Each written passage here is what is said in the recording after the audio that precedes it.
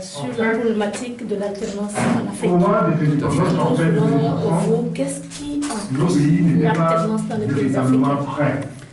Alors exactement, c'est les successions dynastiques. Donc c'est surtout sur les pays comme au Togo, où il y a une succession père-fils, mais c'est aussi le cas du Gabon, par exemple, à travers la famille Bongo, ou la République démocratique du Congo, à travers le cas de la famille Kabila. Et puis, on a fait des parallèles avec des pays beaucoup plus démocratiques, comme par exemple le Sénégal, où le fils Wade, Karim Wade, a été à un moment un peu l'héritier de son père, comme c'est le cas aussi en Guinée équatoriale, ou dans d'autres pays plus lointains, en Libye ou en Égypte. Donc, qu'est-ce qui empêche la succession?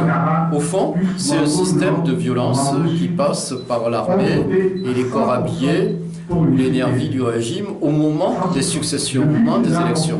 Ce qui s'est passé très récemment encore au Gabon. Et on vous avait parlé de votre exposition de contagion, je crois. On a vu le printemps, on a vu la résurrection ou la soumission au Burkina Faso. Pourquoi dans les autres pays ça ne vient pas? Alors, c'est d'autant plus étonnant que ça ne vient pas, comme vous dites, que le président Hollande, à un moment, au sommet de Dakar, a encouragé ce genre d'évolution, a prôné la révolution du Burkina comme un exemple de fin des tyrannies, des despotismes en Afrique. Et je remarquerai que dans beaucoup de pays d'Afrique, l'opinion se braque en ce moment sur cette question de la tyrannie du moment où on touche à la Constitution, aux élections libres, à la succession des mandats. Et donc, tout pays qui essaie, où le dirigeant essaie de truquer la Constitution, les élections, la limitation des mandats est en quelque sorte fragile. Parce que même s'il y a une répression pays par pays, les opinions publiques, c'est ce que j'ai dit aussi, qui tiennent à devenir panafricaine, au fond, à se lier de pays en pays, n'accepte plus cette situation.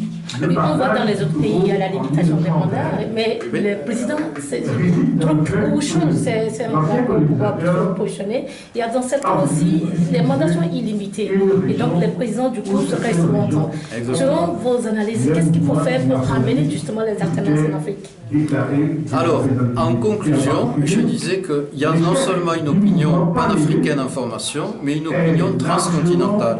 Ce qui veut dire en clair, en France, on est un certain nombre soit d'intellectuels, universitaires, journalistes, d'organisations non gouvernementales comme Survie, à essayer d'aider comme on peut les peuples africains ou les partis qui les représentent à mettre fin à ces despotismes, à ces dictatures.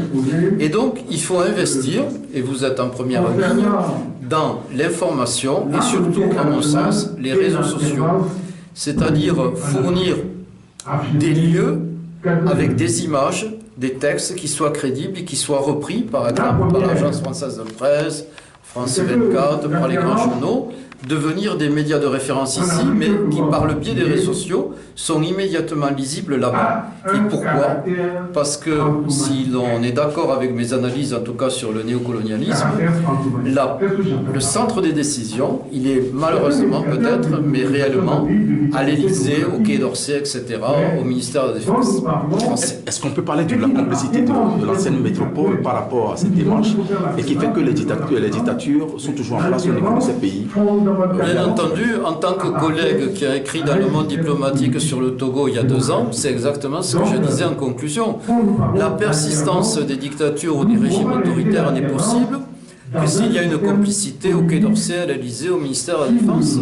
Parce qu'en sens inverse, si un régime cesse de plaire, il y a des signes très nets, le retrait de la coopération policière ou militaire, voire l'encouragement à des mouvements de révolte ou parfois des mouvements armés, l'instrumentalisation des rébellions.